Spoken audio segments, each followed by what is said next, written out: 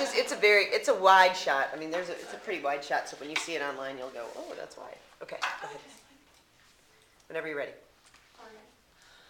It's hard for me to love someone who calls the president and the first lady the N-word. It's also hard for me to love someone who is so devoted to NASCAR that they would stop eating M&Ms for 3 years just because their least favorite driver is now sponsored by said NASCAR driver. It's also hard for me to love someone who would call my Iranian friend, who I almost dated, the terrorist, because she didn't want to be related to them. It's also hard for me to love someone who laments the fact that there is a lack of white athletes in the Olympic trials and the blacks and Asians are taking over. And it's hard for me to believe that I'm related to this person. This is my grandma. She's a Fox News watching, raging racist Nana Pat.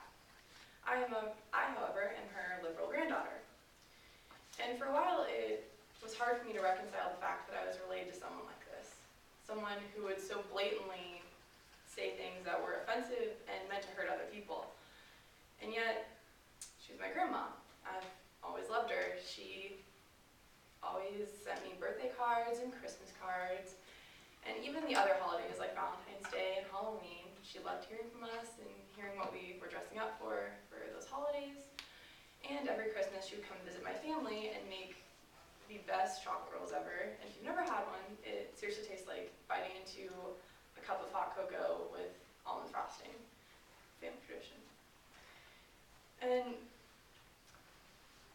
those two things, having a loving grandma and also having a raging racist as a grandma, were hard to deal with, especially as I knew she beat breast cancer. And last year I had to watch her as she stubbornly fought through but eventually succumbed to bone cancer. But do not fret. She was still her same stubborn self in the hospital room when her grandchildren would come and visit and maybe talk about John F. Kennedy or President Obama. She would turn up Fox News and her boyfriend Bill O'Reilly until we changed the topic to HGTV or something she wanted to talk about. And I realized that she had developed myself, my sister, and my mom into strong and driven women, and at times stubborn just like her. When she eventually died a little over a year ago from the bone cancer, she, even to the grave, got her way.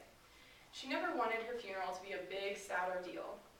And luckily for her, she died right at the beginning of Christmas break. So we all had to rush to Wisconsin for a service that lasted less than an hour because there was an impending snowstorm, as we live in the Midwest.